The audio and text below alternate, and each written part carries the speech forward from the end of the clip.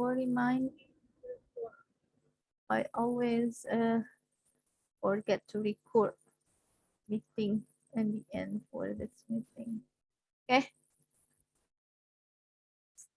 Still do you remember if the third group open the Q&A session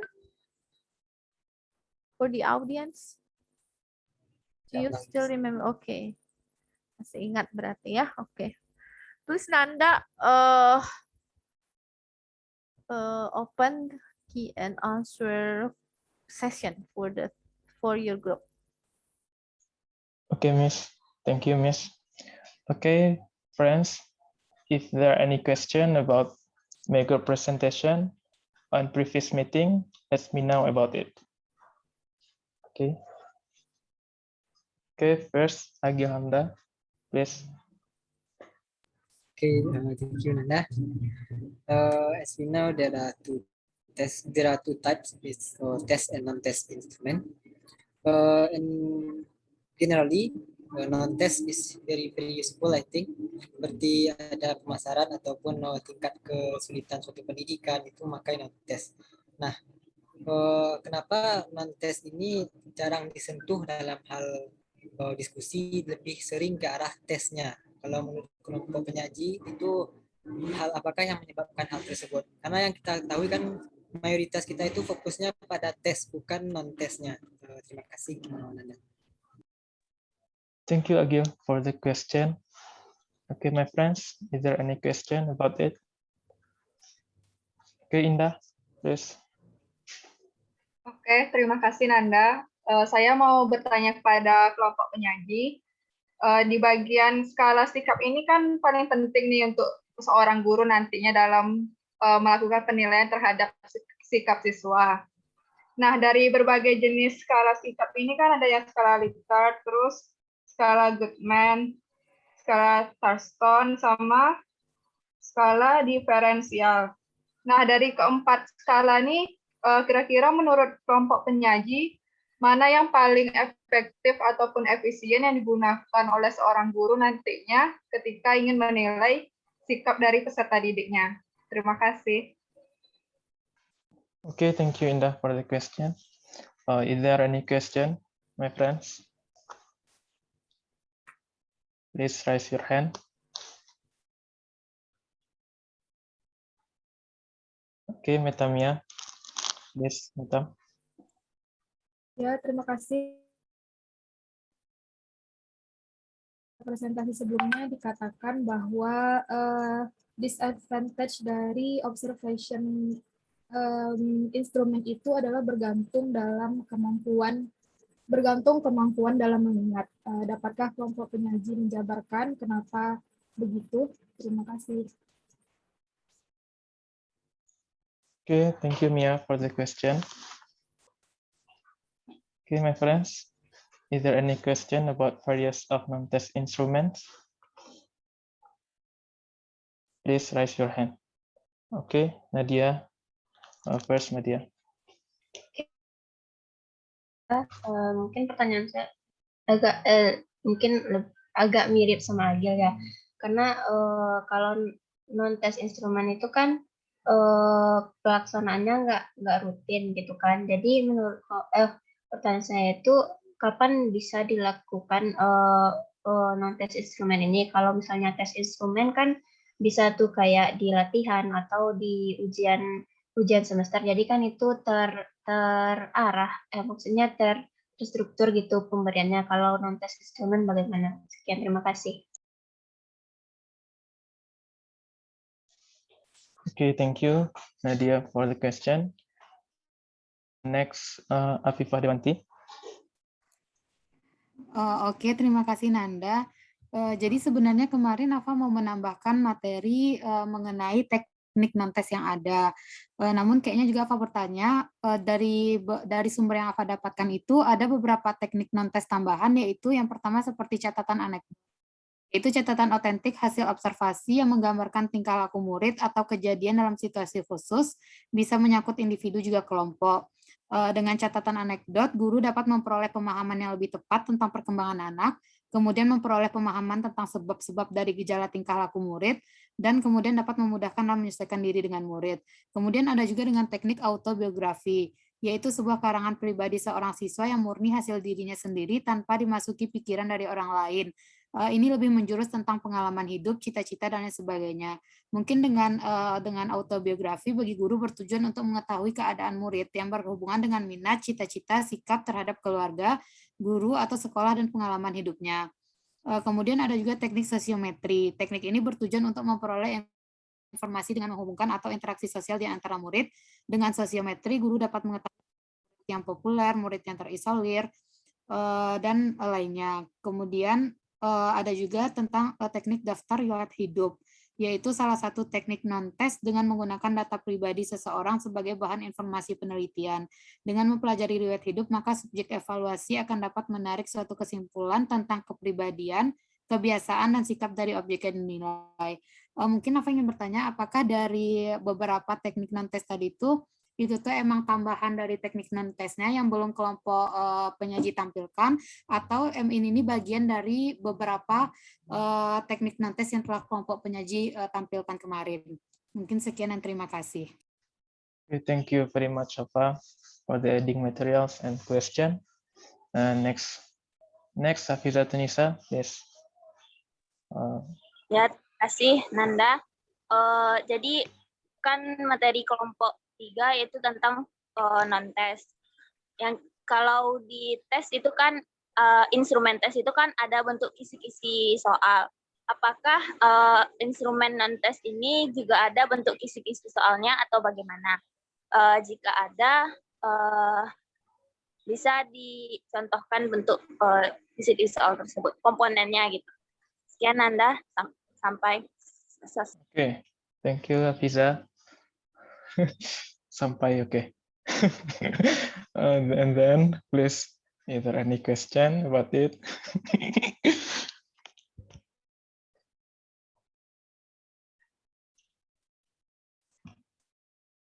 Okay, I think in this session it is enough. There are 6 questions. Please give my group times for answer this question. Thank you.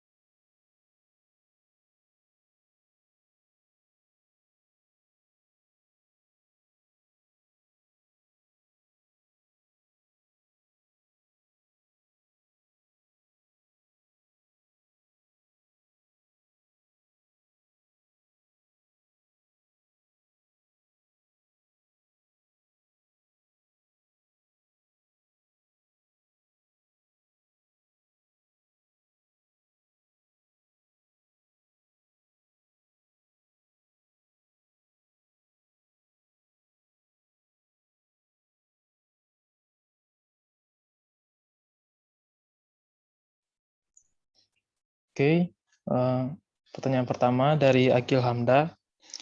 Kenapa instrumen penilaian non-tes ini jarang disentuh dalam sistem pendidikan kita?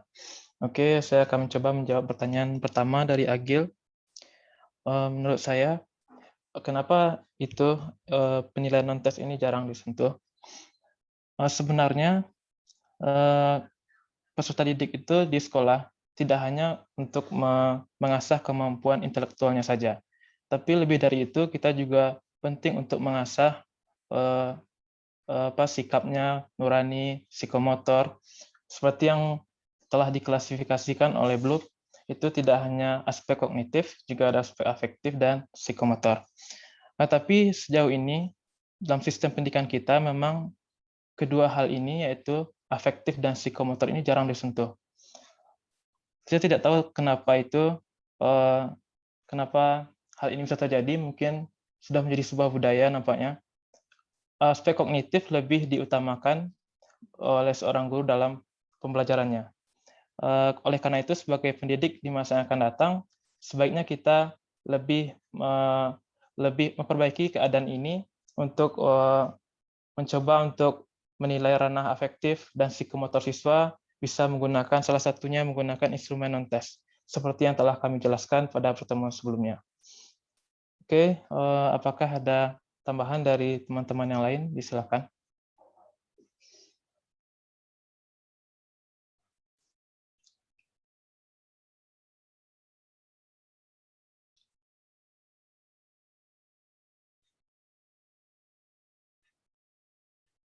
Oke, Adik, silakan. Baik, terima kasih kepada Nanda. Mungkin tambahan sedikit dari jawaban dari dan untuk pertanyaan Agil. Kenapa evaluasi non-tes ini jarang digunakan?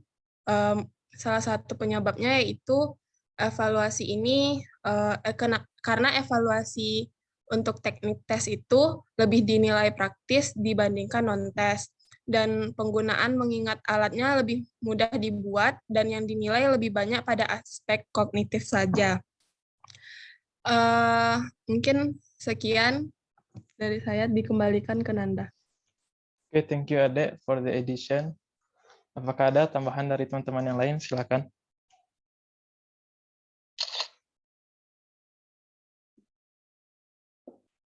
Terkait pertanyaan Agil, kenapa non-tes ini jarang disentuh atau jarang digunakan?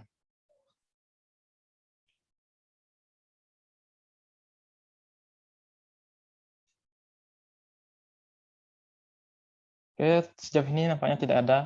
Kita kembalikan pada Agil. Bagaimana Agil? Oke, terima kasih Nanda dan teman-teman yang sudah menambahkan. Saya sudah paham dengan jawabannya. Terima kasih Nanda dan teman-teman. Oke, thank you very much Agil. Oke, kita beralih ke pertanyaan selanjutnya. Maksudnya dari Indah, terkait skala sikap. Ada 4 macam skala sikap, dan manakah yang paling efektif dan efisien untuk digunakan? Oke, saya akan mencoba menjawab pertanyaan dari Indah. Kalau menurut saya untuk skala sikap ini tergantung kebutuhan si peneliti itu, atau kebutuhan si pengguna dari skala sikap itu. Jika dia membutuhkan penilaian lebih rinci, maka bisa saja dia menggunakan skala Likert contohnya. Berbeda dengan jika dia membutuhkan hanya kepastian 2 jawaban, yaitu antara iya atau tidak, bisa menggunakan skala Goodman. Jadi itu sebenarnya tergantung dari kebutuhan apa yang ingin dia ukur dari sisi non-instrumentasi itu sendiri. Oke, itu jawaban dari saya. Apakah ada tambahan dari teman-teman yang lain atau kelompok saya? Silakan.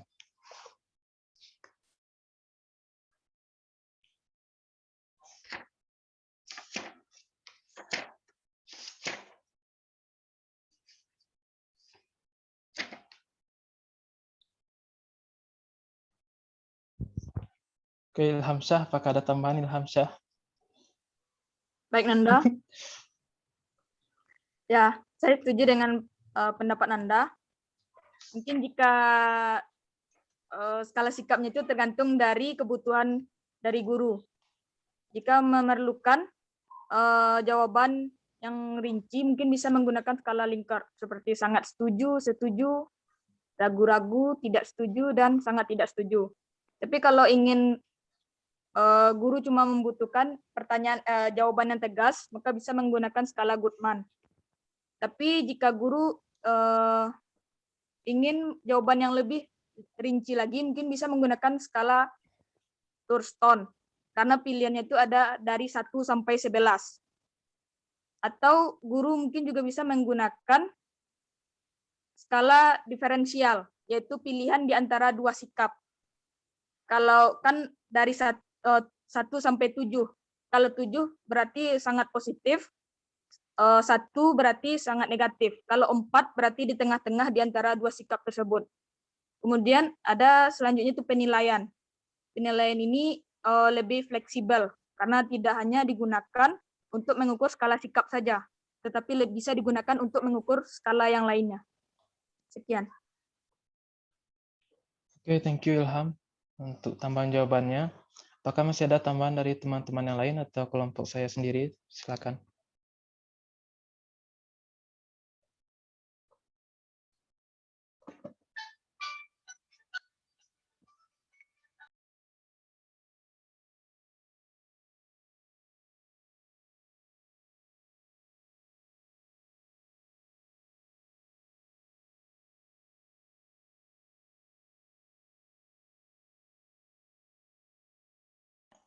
Baiklah, nampaknya tidak ada. Bagaimana Indah terkait jawaban kami? Oke, terima kasih Nanda dan Ilham tadi sudah menjelaskan kembali. Saya sudah bisa mengerti. Oke, thank you Indah.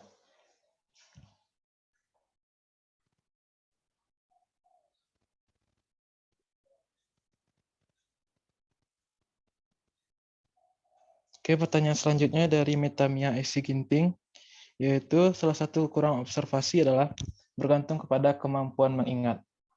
Tolong dijelaskan bagaimana maksud kekurangan tersebut. Oke, saya mencoba menjelaskan sedikit saja. Terkait kekurangan, salah satu kekurangan instrumen non-test observasi ini adalah kemampuan mengingat dari si observer itu sendiri. Jadi kan, jika dia tidak menyusun instrumennya itu secara sistematis, kisi-kisinya atau item-itemnya itu secara sistematis, jika dia hanya menggunakan observasi lembar kosong, kemudian dia mengamati, itu dia akan mengalami kesulitan nanti dalam mengingat hal-hal yang rinci yang ingin dia dapatkan nantinya dalam tujuan penelitiannya. Mungkin itu salah satu makna dari kekurangan observasi dengan itu sulitnya kemampuan mengingat. Ya, mungkin itu jawaban dari saya. Apakah ada tambahan dari teman-teman saya? Kelompok 3 atau teman-teman yang lain juga bisa. Izin menambahkan Nanda. Oke, Agil. Silakan Agil. Oke, kalau saya setuju dengan Anda tadi ya, kalau itu udah ingat dari observernya. Nah, contohnya itu seperti ada peserta didik yang lebih aktif atau mungkin memiliki karakter yang menonjol di antara yang lain. Nanti pengamat itu lebih mengingat ke arah satu orang itu saja, sehingga yang lain dianggap hanya siswa bersikap tidak terlalu aktif atau mungkin rendah nilai partisipasinya. Jadi secara nilainya nanti yang aktif ini akan untung besar, sedangkan yang lainnya malah hanya mendapat sedikit saja. Mungkin itu kelemahan yang dimaksud. Sedikit menambahkan dari Nanda tadi. Terima kasih Nanda. Oke, thank you very much Agil. Apakah ada tambahan dari teman-teman yang lain? Ilham, gimana Ilham? Kayaknya Ilham tidak ada lagi ya. Kita lihat pada yang lain kesempatan lagi. Siapa yang ingin menambahkan? Kayaknya Randy ada tambahannya. Enggak gitu ya. Saya akan lanjut. Oke, Randy. Kayaknya cukup. Bagaimana Mia atas jawaban dari kami tadi? Oke, terima kasih kepada Nanda dan Agil. Mia sudah paham sekarang kenapa kelemahannya dari kemampuan mengingat. Terima kasih. Oke, thank you Mia. Kita balik ke pertanyaan selanjutnya dari Nadia Izahulfa. Akan coba dijawab oleh Adinda Aulia Latifah. Oke, silakan Dinda. Baik, terima kasih moderator. Saya akan mencoba menjawab pertanyaan dari Nadia, yaitu kapan bisa dilakukan instrumen non-test. Instrumen non-test sendiri biasanya digunakan untuk menilai berbagai aspek dari responden, sehingga tidak hanya untuk menilai aspek kognitif, tapi juga aspek afektif dan psikomotor. Nah, salah satu contoh penggunaan instrumen non-test pada pembelajaran matematika yaitu pada instrumen checklist itu dapat digunakan pada pembelajaran kelompok sehingga dapat digunakan untuk mengecek keaktifan peserta didik dalam diskusi kelompok, individu ataupun tanya jawab tentang materi tugas tersebut. Mengenai contoh penggunaan tersebut sudah dijelaskan pada materi kami sebelumnya mengenai checklist dan juga sedikit tambahan mengenai penggunaan non-test untuk menilai hasil dan proses belajar memang masih sangat terbatas jika dibandingkan dengan penggunaan tes dalam menilai hasil belajar peserta didik. Biasanya para guru di sekolah umumnya lebih banyak menggunakan tes, mengingat alatnya mudah dibuat, penggunaannya lebih praktis, yang dinilai terbatas pada aspek kognitif berdasarkan hasil yang diperoleh siswa setelah menyelesaikan pengalaman belajarnya. Baik, mungkin penggunaan non-tes dari saya, mungkin ada tambahan dari anggota kelompok lain, dan saya kembalikan kepada moderator. Okay, thank you Dinda for the answer. Apakah ada tambahan dari teman-teman yang lain? Silakan. Terkait pertanyaan Nadia tadi tentang instrumen non-tes.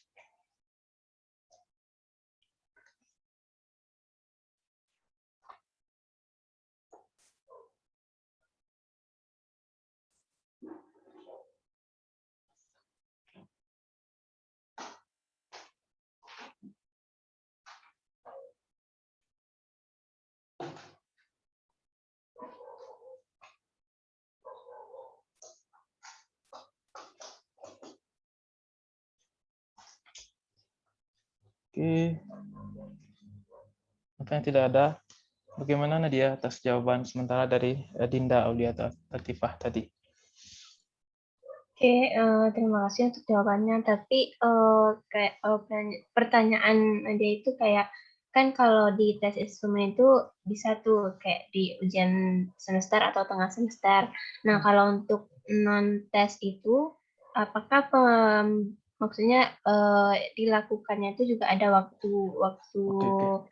yang ditentukan gitu, apakah setiap semester atau kayak gimana gitu. Oke. Nanda. Oke, thank you Nadia. Saya coba menjawab sedikit tentang pertanyaan Nadia ini. Biasanya untuk instrumen non-tes ini bisa dilakukan oleh pendidik, itu dalam proses pembelajaran juga bisa mengamati bagaimana efektif peserta didik atau psikomotornya dalam proses pembelajaran, jadi tidak ada jadwal tertentu seperti UTS atau UAS dijadwalkan khusus. Tapi kalau biasanya non-tes ini bisa dilakukan sejalan dalam proses pembelajaran. Itu jawaban dari saya. Atau bisa juga nanti tergantung pendidiknya mengatur bagaimana dia mengukur menggunakan instrumen non-tes ini dalam kelas nantinya. Atau setelah pembelajaran, atau bisa menggunakan angket nanti itu secara tidak langsung bisa diisi oleh orang tua, misalnya ingin seperti itu juga bisa. Atau banyak lagi instrumen yang bisa digunakan oleh pendidik. Oke, apakah ada tambahan dari teman-teman yang lain?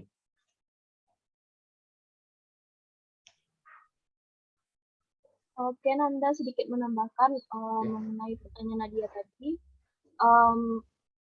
Benar seperti kata Nanda, bisa digunakan dalam proses pembelajaran seperti pada contoh checklist tadi.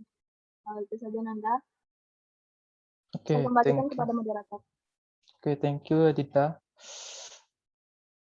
Baiklah, apakah ada tambahan yang lain? Izin menambahkan Nanda. Oke, pertama kita beri kesempatan kepada Vindi dulu.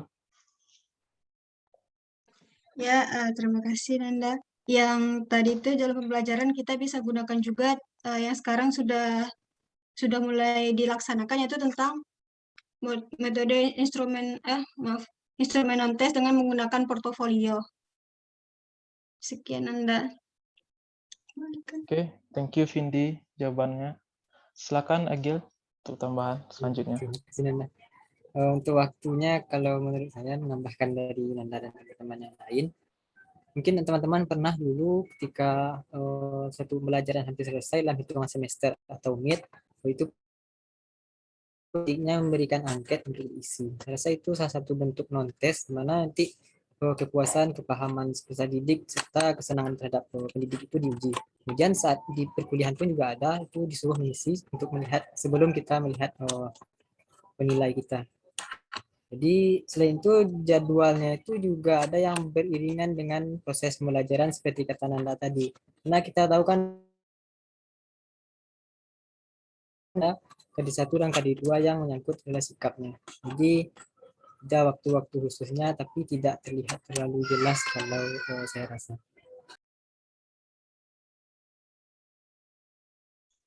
Oke, thank you Agil atas tambahan jawabannya. Gimana Nadia atas jawaban yang telah diajukan?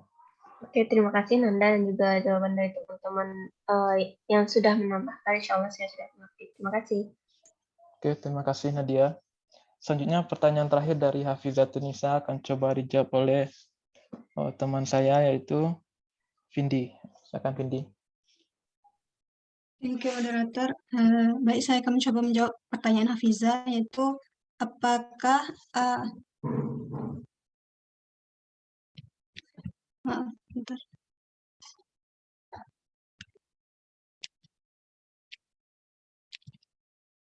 Apakah instrumen non-tes ada kisi-kisi soal? Jadi instrumen non-tes ini juga ada kisi-kisi, tapi bukan berupa soal, yang mana kisi-kisinya itu nanti digunakan sebagai pedoman dalam merumuskan item instrumen. Nah, kisi-kisi itu harus mencakup ruang lingkup materi, variabel penelitian, jenis-jenis pertanyaan, banyaknya pertanyaan, serta waktu yang dibutuhkan. Sekian dari saya kembalikan kepada moderator. Oke, thank you Vindi. Selanjutnya tambahan dari Humaira Mahdiah. Silakan Humay. Oke, terima kasih Nanda. Saya juga setuju dengan jawaban Vindi. Saya akan menambahkannya. Dalam kisi-kisi non-tes, formatnya itu bisa berisi yang pertama itu dimensi.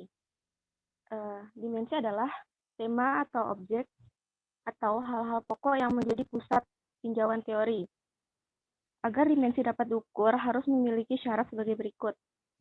Yang pertama, dimensi itu harus secara umum didapatkan pada suatu kelompok benda atau manusia. Lalu dimensi itu harus dapat memberikan data sensorik yang dapat ditangkap oleh indera manusia. Selanjutnya, dimensi itu juga harus dirumuskan dengan jelas. Dimensi itu juga harus memiliki nilai variasi. Dimensi itu juga harus memberikan respon yang mirip pada berbagai pengamat yang berbeda. Selanjutnya ada indikator. Indikator itu adalah uraian atau rincian dimensi yang akan diukur. Lalu ada jumlah butir soal per indikator. Yang terakhir ada nomor butir soal. Sekian tambahan dari saya. Saya kembalikan kepada moderator. Oke, makasih Humaira. Selanjutnya tambahan dari Keisa. Silakan Keisa. Baiklah, terima kasih Nanda. Prosedur penulisan kisi-kisi untuk instrumen non-tes itu adalah sama dengan prosedur penulisan kisi-kisi tes pada tes prestasi belajar. Namun sebelum menyusun kisi-kisi tes, terdapat perbedaan dalam menentukan validitas isi atau konstruknya. Dalam tes prestasi belajar, validitas isi diperoleh melalui kurikulum dan buku pelajaran, tetapi untuk non-tes validitas isi atau konstruknya diperoleh melalui teori. Teori adalah pendapat yang dikemukakan sebagai keterangan mengenai suatu peristiwa atau kejadian. Terima kasih, Nanda. Oke, terima kasih Keisha atas tambahan jawaban. Baiklah, apakah ada tambahan jawaban dari teman-teman yang lain terkait pertanyaan terakhir dari Hafiza?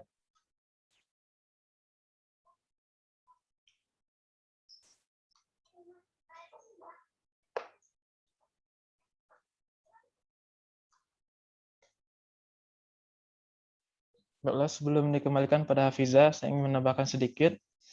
Sebenarnya untuk tahapan untuk instrumen non-tes ini, yang pertama itu peneliti harus merencanakan kisi-kisi, kemudian menyusun butir-butir atau item, nanti menyempurnakan atau review berdasarkan pertimbangan pakar atau para ahli.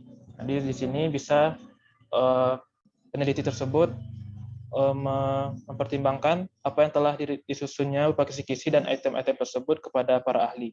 Baru setelah itu diuji coba ke lapangan, baru nanti diolah hasil uji cobanya, nanti baru disempurnakan butir-butir alat ukur yang belum baik berdasarkan pengolahan hasil uji coba tersebut.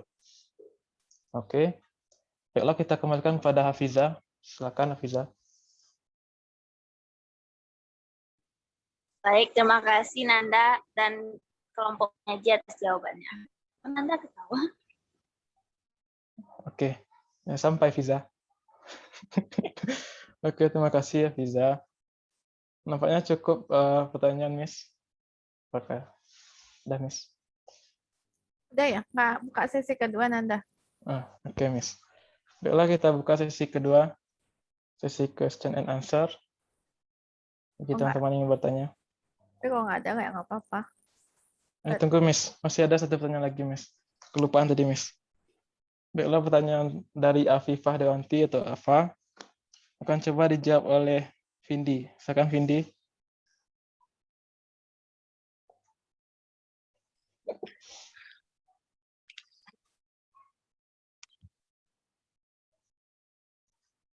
Oh, nampaknya Vindi ada gangguan nampaknya. Oke. Iya, Nanda. Oke, saya akan mencoba menjawab pertanyaan dari Oke, Vindi. Alfa. Nah, tadi ada penambahan materi dari Alfa, terima kasih sebelumnya. Tapi kami juga udah membahas sedikit tentang catatan anekdot di bagian portofolio. Nah, untuk jenis-jenis instrumen yang kami paparkan itu kami pilih berdasarkan mana yang paling sering digunakan. Jadi kami nggak masukin seperti riwayat hidup yang seperti itu. Gitu. Kembalikan moderator. Oke, terima kasih, Vindi. Ya, hal itu sebenarnya sudah kami diskusikan sebelumnya. Apa tambahan dari Afah Dewanti tadi? Terima kasih tambahannya alat instrumen non-tes itu. Kami mempertimbangkan itu untuk pembelajaran matematika. Karena seperti riwayat hidup tadi, kami mengira itu kurang cocok untuk digunakan dalam pembelajaran matematika, makanya kami tidak menyajikannya dalam presentasi kami terkait various of non-test instruments. Oke, terima kasih Afa atas tambahannya. Oke, apakah ada tambahan dari teman yang lain? Jadi intinya kami itu mempertimbangkan relevansinya dengan pembelajaran matematika. Telah dikembalikan pada Afa. Baik, terima kasih kelompok penyaji. Berarti tambahan materi tadi termasuk teknik non-tes, tetapi yang sekarang kita bahas adalah teknik yang paling relevan dan paling sering digunakan untuk pembelajaran matematika. Baik, terima kasih kelompok penyaji. Oke, terima kasih Afa. Baiklah, apakah ada pertanyaan yang lain dari teman-teman? Silakan. Randy, ada pertanyaan Randy?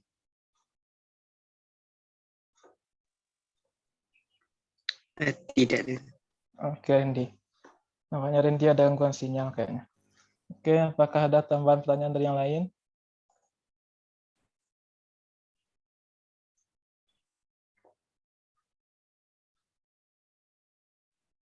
Hafiz, gimana Hafiz? Ada pertanyaan Hafiz? Okay, if there is no question, I think you may close your presentation. Okay, that's all from my group 3 about various of non-test instrument. Sorry for mistakes. Thanks for your attention. Okay, Miss. Okay, thank you for the third group for nice presentations about the various of non-test instrument that I hear. I think non-test instrument is not familiar to you, that you rarely to hear it, the researcher used to assess something, but the teachers too, gitu ya. But I think when you do the descriptive research, this is the affective instrument is or non-test instrument, so important thing that you must understand. For example, you do the research about ethnomathematica. Ever you hear the ethnomathematica research sebelumnya? Pernah dengar penelitian ethnomathematics? Yes, Miss. Penelitian ethnomathematics itu that's the research that you explore apa namanya tuh, what is the country culture is like, maybe batik for the Yogyakarta, maybe rumah gadang in Minang gitu ya. And for explore it, you use the non-test instrument, I think. You use a journal, you use a questionnaire, you use what else? What is the names? Apa tuh namanya? Interview the what is we call, it's like misalnya kita ke rumah gadang tuh tukang ya, tukang yang ngerjain rumah gadang, you must interview ya, nanyain ini pintunya berapa ukurannya, atau bagaimana cara tukangnya membuat apa namanya, membuat konsennya gitu kan harus ada pertanyaan terbuka atau interview, open interview gitu ya. Nah itu kan non test instrument. Mahasiswa jangan ngebayangin non test instrument itu that the teacher use in this class gitu. Nah di kurikulum 2013 I think secara di atas kertasnya ada. Ibu lihat tuh ketika mahasiswa memberikan perangkat pembelajaran gitu ya. This is so many complete. This is the access for the skill, access for the attitude of the students gitu ya. Keterampilannya diakses, tepat waktu mengumpulkan tugas diakses, keterampilannya diakses, disiplinnya diakses, disiplin in at the teaching and learning, the teacher access, but do the teacher do that? Apakah guru melakukan itu? Do that's the teacher want to access in that class gitu? Apakah itu digunakan sama guru di dalam kelas? Nah, Ibu juga curious about that. I wanna to look to the school, how the teacher do that, gitu. You can look the observe seat from the teacher. Itu by name of the student, ya. If the students in that class, the sums of the student 32 student in that class, itu ada namanya mestinya in the observation set. Jadi ada namanya 32 orang. So itu di columns gitu ya. Kemudian di row-nya itu berarti discipline, the exactly time to the student, collect them task gitu ya. Their task gitu ya. Jadi bagaimana dia tepat waktu mengumpulkan tugas. Itu kan di checklist tuh, misalnya nomor 1 Ade, tugasnya hari ini nggak dikumpulin misalnya, terus berarti disilang gitu. Misalnya Tasya ngumpulin, berarti di checklist gitu kan. Kemudian apalagi tuh, jujur dalam melaksanakan pembelajaran, boleh discuss for the friend when the student do the task of quiz gitu kan. Nah, itu apakah dilakukan oleh guru di kelas? But you is still in the 5th semester, ya. But in the next semester of the 7th semester, I think you will PLK, ya, PLK. You must practice in the school, gitu ya. If you use the 2013 curriculum and you must assess all of the students, you must do that gitu. Tapi apakah guru-guru di sekolah melakukan itu? Apakah lembar observasi sikap itu dinilai ke siswa setiap harinya gitu? Bagaimana siswa interact each in others? How the students have enthusiasm when the teacher teach in front of class gitu. Apakah dilakukan observe seperti itu? Jadi itu tuh kelihatan gitu. Kan selama ini nggak kelihatan itu karena I think the teacher don't do that. Makanya Agil ada pertanyaan, kenapa kok yang paling menonjol itu tes aja gitu. Jadi guru tuh based on tes instrumen gitu. Jadi hanya kemampuannya yang dilihat gitu. How about sometimes the student have trouble when they pass test? maybe problem in family gitu ya, ada masalah di keluarga pas lagi mau tes, padahal dia aktif di kelas, dia bisa sebenarnya ya. Jadi kalau di luar itu persentase nilai sikap, skill, and all of them itu more high than just cognitive aspect gitu. Jadi lebih tinggi seharusnya nilainya daripada aspek kognitif kalau itu dilakukan. Ya. Nah, itu kalau di kelas gitu. Kayak misalnya non-tes instrumen itu bisa juga digunakan seperti yang kemarin kita sudah bahas di beberapa artikel ya, melihat anxiety of students gitu ya, kecemasan matematis, kemudian liking of student about the mathematics kan gitu kan, ada angketnya, angket dari siswa menyukai matematik, attitude, belief gitu kan. Nah, itu tuh bagaimana cara menyusun angket, how to arrange questionnaire ya. You must know about the indicator. I think I wanna apa nih? So to you about the example of ini angket nggak ya? Oke. Salah satu angket ya. Misalnya ini ibu ingin melihat ini apa ya, ketertarikan, interested of the teachers misalnya. Atau mahasiswa boleh mau lihat apa misalnya, suka matematik gitu ya, suka matematik. Nah, mahasiswa harus nyari dulu, what is the indicator based on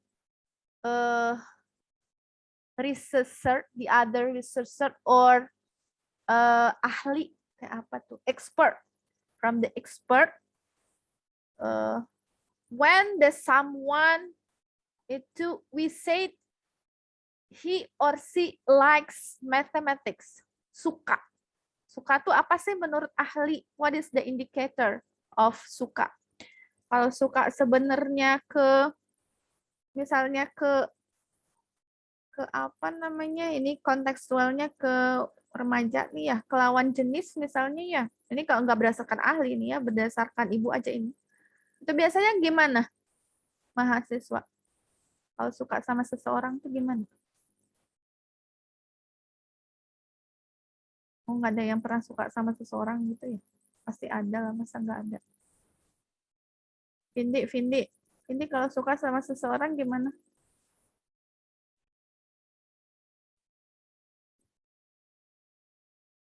What is the indicator that someone likes the other someone, or boys like a girl?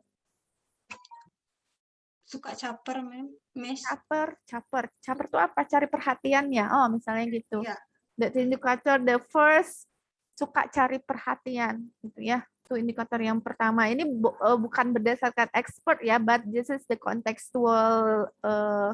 contextual example ya, biar mahasiswa lebih gampang ingat, easy to remember it. Terus apa lagi, Nur Fauzia?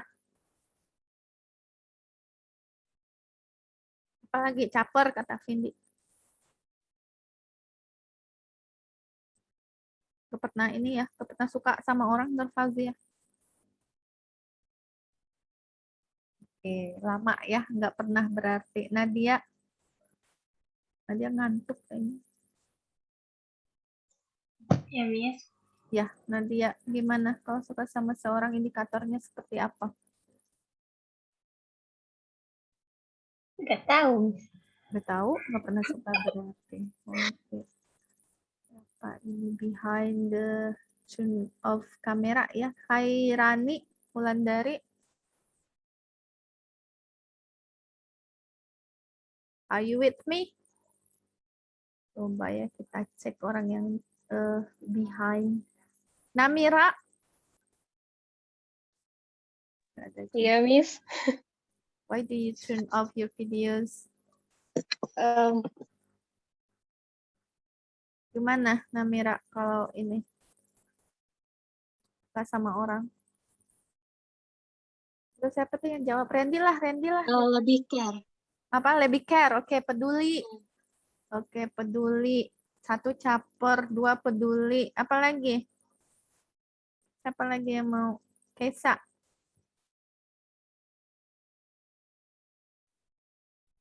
Randy, coba Randy apa?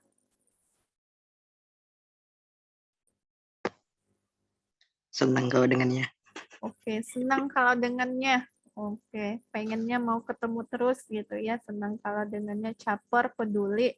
Senang kalau dengannya. Udah 3 ya indikatornya. Ini ahli persukaan ini berdasarkan ahli expert to like each other someone gitu ya.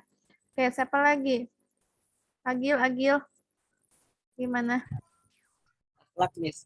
Hah? Akhlak. Nggak kedengeran? Akhlaknya, Miss. Oh, ngelihat akhlaknya. Oke, kalau suka sama orang tuh lebih ke suka pada akhlaknya gitu. Ya, nah tuh Agil udah ngasih clue tuh bagi yang lainnya. Kalau misalnya ini tolong itu di akhlaknya gitu ya. Nah, itu udah 4 ya. Nah, itu indikator seseorang yang suka sama orang lain. Nah, bagaimana cara assess misalnya case-nya itu sedang suka sama orang lain gitu misalnya.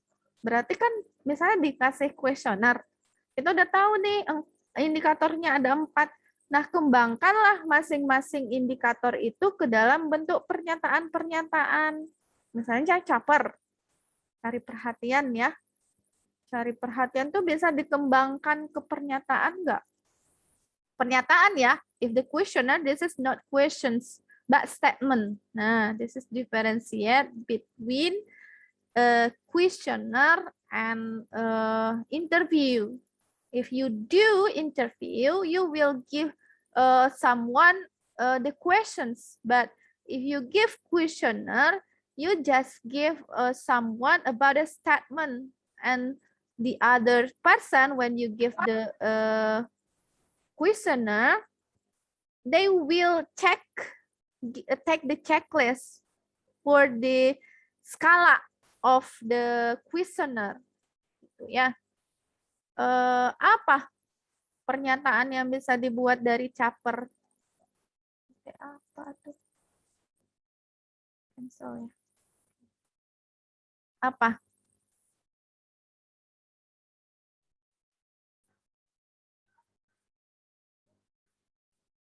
Ketika aku melihatnya, aku pakai bedak gitu yang tebal.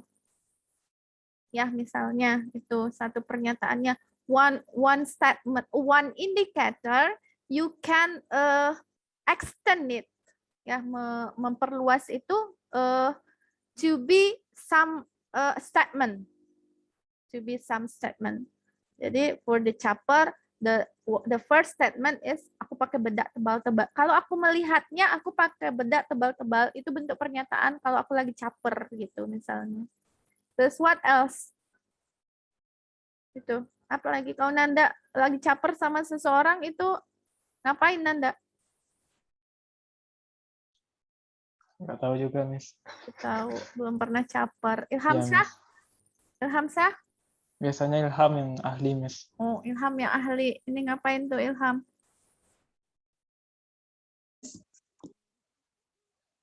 Apa ini? Miss, ini tuh nengok orang ya, Miss. Kenapa? Coba repeat again. Enggak, ini kurang jelas.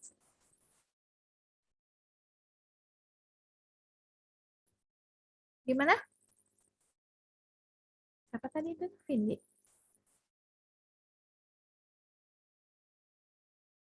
Tadi suara Miss putus-putus, Miss. Oh, suara saya. Oh ya sih, internet is unsuitable. Oke, apa lagi? Yang pernyataan yang bisa kita kembangkan. Ini salah ngasih konteks ini ya, konteks cases.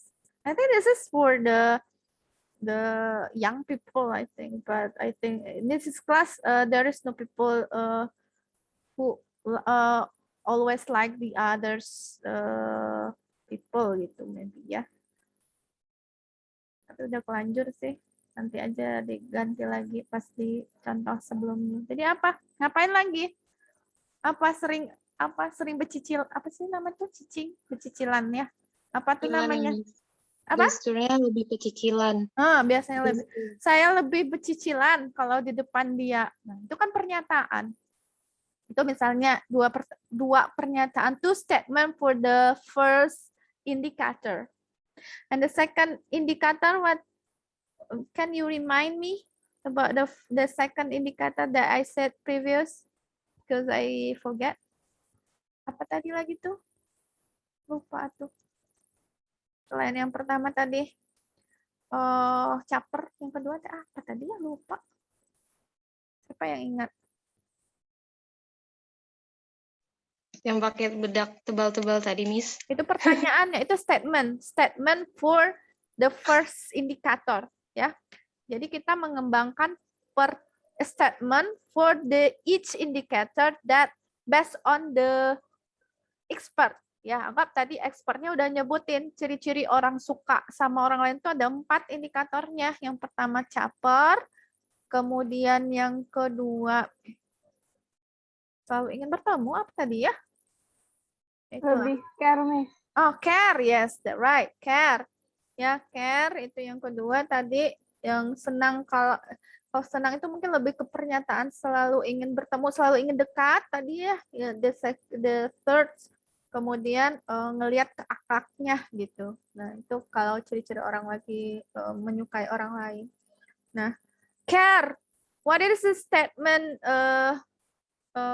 untuk care gitu? Kalau dia lagi nggak punya uang, saya ngasih uang gitu misalnya. I transfer some money when someone that I like there is no money, misalnya kekurangan uang. Terus kalau dia lagi nggak ada buku, aku pinjamin buku gitu, misalnya statement the second statement. Kemudian apalagi if he or she has difficult in learning, I help them misalnya, saya bantuin gitu. Kan banyak tuh statement-statementnya. Nah kalau ada yang jawab setuju, tidak setuju, tapi kan banyak cara ngitung, cara mengolah data ya. Nah ada nanti kalian akan belajar di metodologi penelitian how to analyze the data gitu ya. Ada yang sederhana dengan angka sederhana dengan presentase, misal percentage gitu ya. You calculate someone, for example, you give the questionnaire for 50%, 50 orang gitu ya. Nah, semuanya jawab setuju, setuju, setuju, setuju. Berarti kan misalnya skalanya dari 1 sampai 4 ya, berarti dijumlahin semua yang setuju dibagi dengan skor maksimal dikali dengan 100, misalnya semua orang pada lagi suka sama seseorang misalnya gitu. Nah, bisa juga dengan statistik, you can analyze the data with so many ways gitu. Bisa dengan statistik, bisa dengan presentase, bisa dengan apa. Nah, itu akan dipelajarinya di metodologi penelitian. Ya, dari research method. But in these cases, for these courses, we just discuss about the various of the non-test instrument gitu ya. Nanti pengembangannya juga nanti di metodologi penelitian tuh lebih dalam. Nah, misalnya nih Ibu nih punya ini indikator ini tuh Ibu ingin mengukur bagaimana ketertarikan juga guru-guru terhadap IT. Nah, ini berdasarkan ahli ini, indikatornya nggak boleh sembarangan. Ya, orang dikatakan tertarik itu apa? Ya, ini terhadap materi nih, bukan lawan jenis nih. Perasaan senang, perhatian, ketertarikan, keterlibatan, ya, keterlibatan dalam kegiatan gitu ya. Nah, ini subindikatornya dikembangkan lagi, misalnya boleh, ya, boleh dari indikator ke subindikator. Nanti dari subindikatornya dikembangkan menjadi statement. Nah, misalnya subindikatornya pendapat pendidik tentang media pembelajaran. Perasaan pendidik dalam menggunakan aplikasi dalam membuat media pembelajaran ya. Kan ini perasaan senang. Nah, ini dibutir statement 12 dan 14 sama 15 dan 17. Ayo kita lihat 12, 14 itu apa bentuknya. Nah, ini. Media pembelajaran mampu mempermudah saya dalam menyampaikan pembelajaran. Itu nyambung nggak sih? Senang atau tertarik, dan pernyataannya begini, media pembelajaran mampu memudahkan saya dalam menyampaikan pembelajaran. Berarti kan senang terhadap media pembelajaran, merasa bahwa media pembelajaran itu dapat membantu gitu, can help to explain the material for the teachers gitu.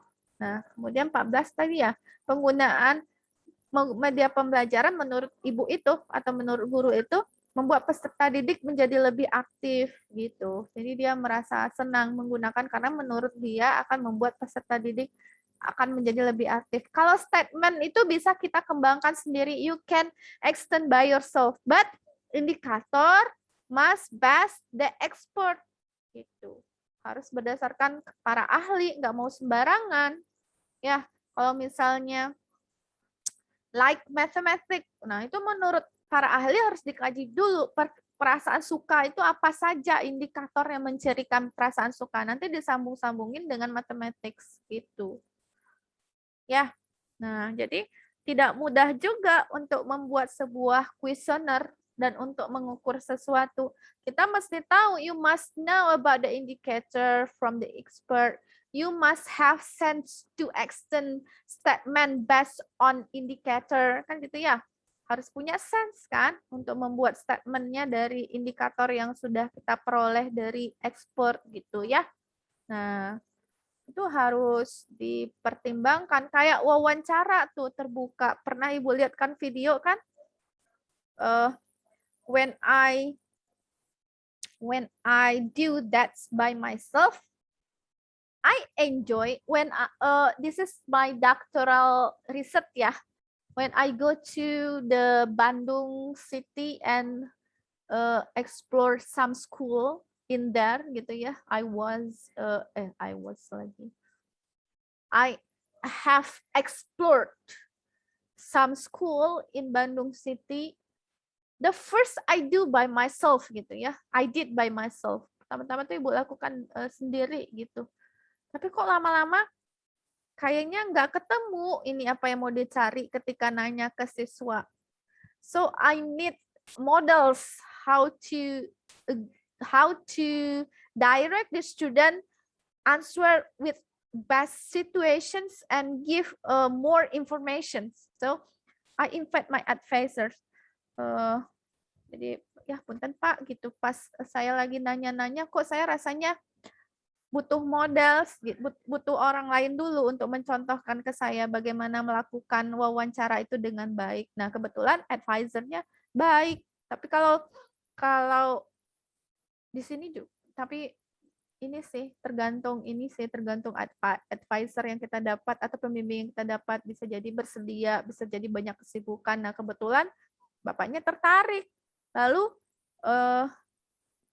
join dengan Ibu ke sekolah. Nah, Ibu perhatikan tuh how my advisor give the question to the student, how my advisor give the question that's trigger that make the student mencurahkan isi hatinya gitu tentang materi itu. Ibu tahu materi itu, tahu jawabannya, udah cek juga jawaban siswanya begini mau diarahkan, cuma nggak dapet aja gitu. Nah, pas dari pembimbing yang mengajukan pertanyaan, ini kenapa begini, kok lingkarannya begini gitu. Ini kok bisa panjangnya begini gitu. Nah, kalau Ibu kan langsung dengan pertanyaan yang mungkin karena itu proses belajar ya, kan pengalaman itu adalah memang guru yang terbaik. Mungkin Bapaknya sudah biasa mewawancarai orang lain sehingga muncul ide-ide dari orang itu. Nah, kalau Ibu kan ini rumusnya bagaimana? Misalnya seperti itu. Dapat dari mana kamu rumusnya? Kok 2pi? Langsung gitu kan. Jadi siswanya nggak keluar itunya kan. Nah, kalau Bapaknya enak. Ini kenapa 2 kali ke sini? Kan ini bisa dibeginikan. Ya Pak, ini di atas. Oh, ternyata begitu. ternyata mewawancarai seseorang untuk mendapatkan apa yang kita inginkan itu nggak sesuatu hal yang mudah juga. There's something easy, but we must have talent to do that. Gitu, punya talenta juga untuk melakukan wawancara ke orang lain. Kayak misalnya mau melakukan penelitian, penelusuran etnomatematika, coba aja kalau ngasih pertanyaannya bisa nggak membuat orang itu tersinggung. Sometimes you may do that kan, bisa kita melakukan itu kan. Kalau kita tidak punya skill or talent to interview someone, bisa membuat orang itu marah kepada kita gitu. Tapi that someone have the personality, have skill, have talent, kemudian sudah direncanakan, you make plan, what must I give the question, what must I want to know, and what must the question that I want to give to that person, dengan cara yang bagaimana sehingga orang itu bisa mengeluarkan semua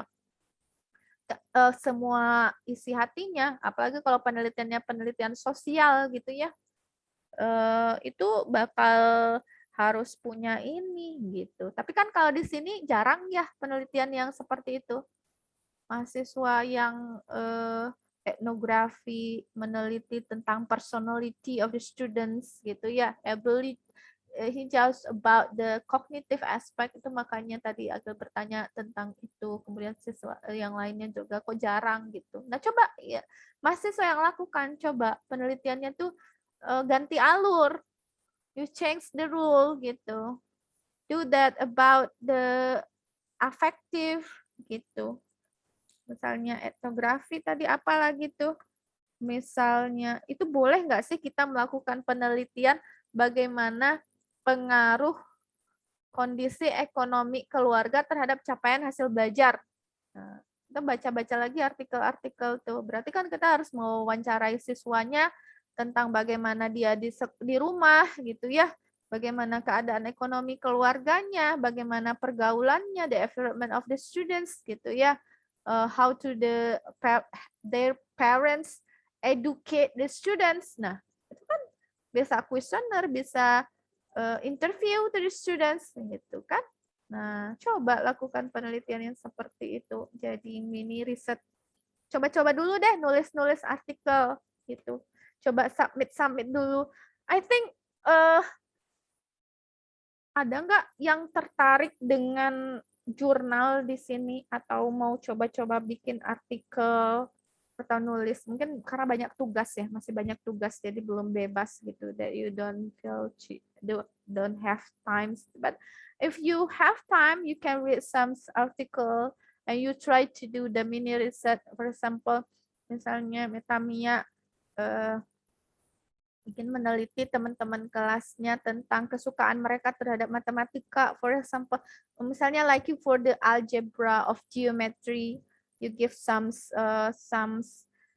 questionnaire about the attitude or reflection of the students to the geometry courses misalnya ya. Nah, apa tuh yang like itu menurut ahli? Kembangkan, angket, kasih ke temennya satu kelas, kemudian olah. Nah, kemudian coba itu kalau mata kuliah seminar or review literature di Pasca itu enak ngasih artikel, kemudian siswanya dibantu bagaimana cara membuat abstrak yang baik, bagaimana cara membuat pendahuluan yang baik, how to make method of research good method of research, good the result of research, conclusions, how to citate the others research gitu ya. Nah, itu nanti beda lagi mata kuliahnya. Tapi coba lakukan yang seperti itu. You can do that. Nah, ini dia bentuk bentuk dari extend the statement based on indicator from the expert. Nah, jadi berapa pertanyaan nih? 30 statement. Nah, skalanya nih, sangat tinggi, sedang, rendah, sangat rendah. Nah, itu boleh dilakukan. Teman-temannya udah jawab tadi kan? Kalau yang pengennya yes, no, atau jawaban yang pasti, ya silahkan gitu. Atau misalnya pengen berskala, ya silahkan. Nah, gitu. Kemudian observation sheet, lembar observasi. Pernah lihat nggak lembar observasi itu kayak gimana? Itu yang Ibu bilang ada nama di kiri, misalnya 30, kemudian di checklist, misalnya dia antusias dalam pembelajaran, nanti di checklist. Itu mengamati, you observe your student in that class, gitu. Itu lembar observasi yang digunakan. Kalau kuesioner, untuk melihat belief, attitude, dan sebagainya. Kalau wawancara, ingin mengeksplor seseorang dengan lebih santai gitu, dengan open question. Nah, you can do that gitu ya. Nah, ini contoh yang sudah Ibu kembangkan. Untuk contoh kuesioner, kan tadi ada yang nanya gimana tuh soal-soal kuesioner gitu. Misalnya bagaimana cara mengembangkan. Jadi misalnya mahasiswa cari dulu apa nih yang mau digali, what you want to know about the someone or about the subject, the research subject, student or one class, what you want to know, attitude, belief, and you search what is the attitude based on the expert. Ya, apa itu attitude menurut ahli, apa itu sikap menurut ahli, apa itu belief menurut ahli gitu. Nah, nanti dikembangin statement berdasarkan indikator-indikator from the expert. Nah, nanti dikembangin statement, udah jadi angket. Kan mudah kan untuk melakukan penelitian itu. Cari tuh subjek penelitiannya, misalnya 50 orang students.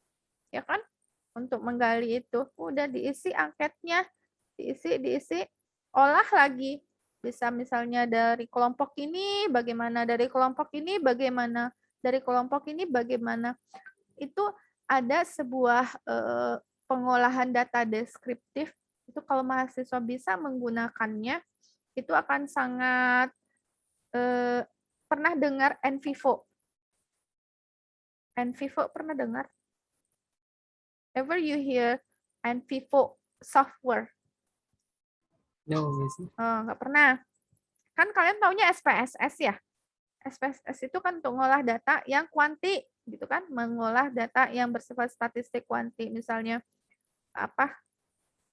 Ingin mengolah hasil belajar dengan metode ini lebih baik dari metode ini, ya gunakan SPSS untuk melihatnya. Nah, sebenarnya untuk mengolah data deskriptif yang bersumber dari video, yang bersumber dari wawancara, ada juga itu softwarenya, namanya NVivo. Besok tuh hari Sabtu, jam 8 sampai jam 12 ada pelatihan, cuma you must pay.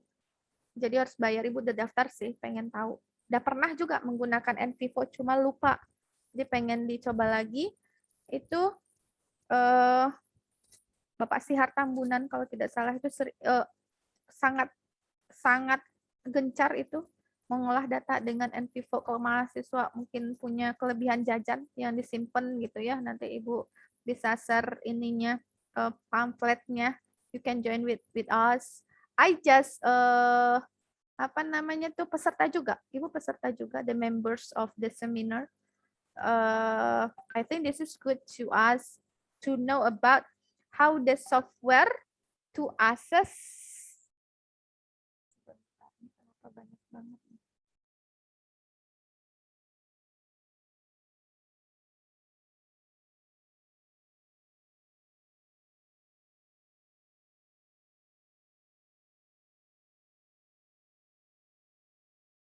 Oke, jadi selama ini kan SPSS ya yang paling familiar ya, to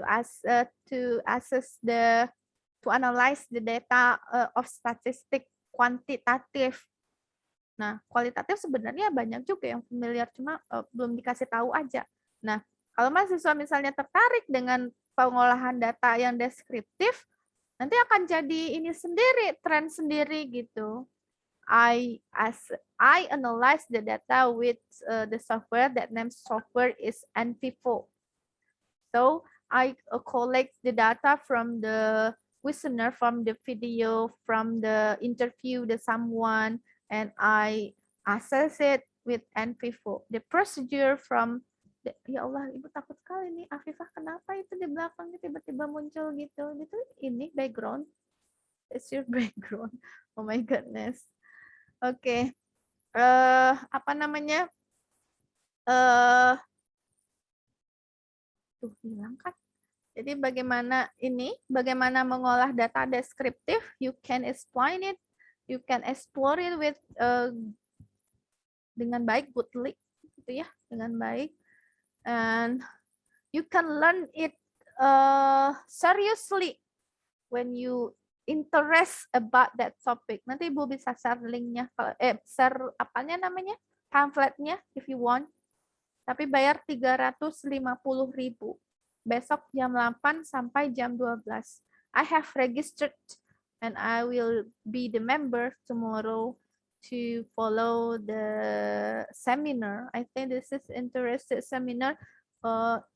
He gives so many software, tapi nggak tahu itu software bajakan, kayaknya bajakan kali ya. Kayaknya, atau yang kayak di Tokopedia atau di mana itu namanya, di Shopee, yang belinya satu kemudian akun share gitu kan, kita beli yang pecahan-pecahannya, itu bisa jadi dikasih ya, dikumpulin di grup, nanti dikasih softwarenya untuk diinstal, nanti diterangin step by step how to access the descriptive that we collect from descriptive research, for example, ethnography, survey, case study, ya, studi kasus, survei, dan sebagainya itu. Kan datanya berupa nanti hasil wawancara kan, kemudian foto, kemudian video, kemudian dan lain-lain.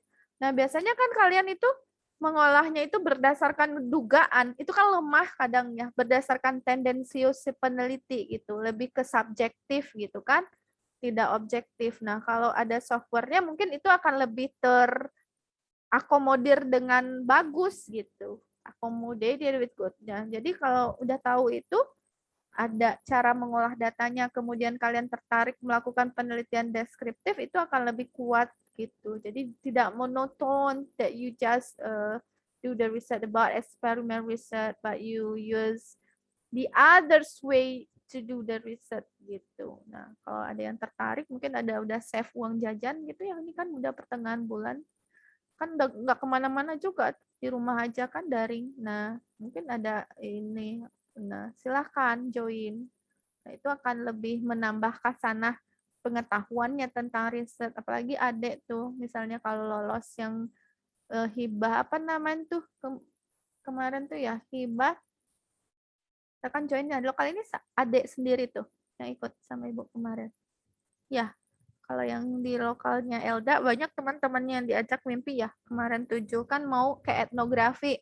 Etnografi itu misalnya pilih 5 daerah kan, kemarin Bukit Tinggi, Agam, Payakumbuh, sama apa lagi tuh. Nah, kita akan pergi ke daerah itu, kita akan interview bagaimana budaya di daerah Agam. Nanti kita tuangkan ke dalam bahan ajar matematika kan. Nah, itu kan diolah dulu tuh. Nah, diolahnya mungkin bisa jadi pakai NVivo, bisa jadi dengan apa gitu. Jadi itu tuh bisa jadi sebuah trend that you trend center from the others gitu. Because your friend or your senior never do that gitu, belum pernah melakukan itu, that you to be the trend center for this software gitu. Jadi makanya ketika Ibu lihat misalnya kemarin tuh siapa tuh yang udah ada yang belajar yang tentang daya pembeda indeks kesukaran, kan ada software kemarin yang kita nggak tahu gitu kan. That I want to use that if you interest with the software, tapi pasti nggak ada ini yang udah melakukan atau set. Itu artinya your curiosity is still low, ya, masih rendah ke apa namanya, keingintahuannya tuh, curiosity about the something gitu, tentang sesuatu masih rendah. Padahal this class is international class. If your class is international class, I think you must more active or more have the high curiosity more than the other class. Yeah. When I said to you, you must do the research, descriptive research, you must search the NVivo. NVivo itu rasanya biasa otodidak juga. Kalau misalnya you don't have save the money to follow that, you can do by yourself with otodidak. Ya, dengan otodidak itu banyak kok mahasiswa yang bisa sendiri menggunakan software itu. Misalnya you can watch the YouTube channel about the apa tuh kan banyak tuh ya yang upload how to use that software gitu ya. But you write down in the paper and FIFO for the analyze the descriptive research. Nah, if you have the curiosity, you will find it. You will found in the YouTube. You will found in the, I think so many ones upload to YouTube how to use NFIFO software. If you want to join with me, I want to start you about the pamphlets, I think. But I think I don't will share in this class group, but I think I will share to Randy, and Randy can share to your class ya, di other class gitu ya. Nanti Bapak heran gitu kenapa suruh mahasiswa ini ikut seminar NFIFO. Nah, jadi padahal kan sometime ya Ibu lihat sih yang di sini sih, bukan menjelek-jelekan atau apa, suka tidak mau keluar dari zona nyaman tuh yang sering Ibu lihat. Misalnya ada mahasiswa misalnya pengen mengajukan penelitian yang deskriptif misalnya atau apa gitu. Udah deh kamu eksperimen aja gitu, ganti aja eksperimen semuanya gitu. Susah ini mah susah untuk dilakukan, nanti lama. Nah, so the student can have creative to do the other research jadinya gitu. Jadi takutnya yang begitu-begitu tuh. Tapi kalau pembimbing, kalau Ibu suka belajar dari mahasiswa, ya, yang kalau Ibu nggak tahu, bisa jadi tahu. Mahasiswa aja suruh sana cari referensinya. Kalau kamu dapat referensinya ya, so, silahkan lakukan jalan gitu ya. Misalnya tahu referensinya pasti, ini Bu artikelnya, ini dari sini, ini teorinya, ini cara pengolahan datanya, ini yang akan saya lakukan. Jelas gitu apa yang mau dilakukan, ya udah bisa jalan gitu. Nanti gimana-gimananya, tapi harus terukur ya. You must know in the first time. Jangan nanti patah di tengah jalan jadinya lama tamat. Kan itu tuh yang dikhawatirkan sama pembimbing yang lainnya. Nanti lama gitu. Nanti lama kamu selesainya. But if the student have the ability, have the curiosity, and can learn anything, nah itu nggak masalah. Ya, itu mungkin sedikit tambahan dari Ibu tentang non-tes instrumen. Berarti minggu depan kita UTS, tapi setelah hari Senin itu presentasi terakhir dari kelompok 4 ya. About what is that? Validity, reliability itu ya. Kemudian apa tuh difficulties, power of differential, apa indeks kesukaran, daya pembeda of non-test instrument. This is for the next week, dan setelah itu kita ujian mid semester. Jadi silahkan baca-baca lagi tuh. Berarti materinya what is the topic for the middle test? That all for first, belum taksonomi, Cangellosi taxonomy, Marzano taxonomy, various of test instrument, control of test instrument, not various of non-test instrument, control of non-test instrument the next week that the fourth group will present it. Oke, mungkin itu silahkan yang mau join, nanti Ibu share lah pamphletnya. Ibu pengen lah beberapa orang dari lokal ini ikut, kemudian tahu tentang NFIFO, kemudian tertarik dengan penelitian deskriptif karena tertarik dengan mengolah datanya. Oh ternyata mengolah datanya nggak sulit, misalnya easy gitu, apalagi yang jago IT gitu. Ibu percaya ini milenial kan, still millennial group kan, so you can learn more anything than me, I think. Apalagi masalah software itu gampang sekali kalau yang milenial mah menerimanya dan menjalankannya. Oke? Oke, ada pertanyaan? Ada pertanyaan, ini udah 5:45 ya, 15 menit udah ke jam 6. Ada yang mau ditanyakan? If there is no question, I think I will end this meeting. Ada? Nggak ada. Oke. Jika tidak ada pertanyaan, Ibu ucapkan terima kasih atas partisipasinya. See you in next week for the topic the control of the non-test instrument for the what else? Fourth group to present about the control of non-test instrument to ready to upload to the e-learning. I think I have done some group to give the value to the PPT. Mungkin sedikit lagi tuh. Udah kemarin udah Ibu ansur-ansur lihat PPT-nya. Nanti diansur-ansur tugasnya. Nanti diperiksa submit-nya ansur-ansur. Nggak mau lagi tuh nih kumpul-kumpul di akhir. Jadi tumbang juga di akhir kalau semuanya di collect. But I will do that step by step, I think. Ya, udah. Oke, thank you. Ibu sudahi dengan Assalamualaikum warahmatullahi wabarakatuh. Waalaikumsalam warahmatullahi wabarakatuh.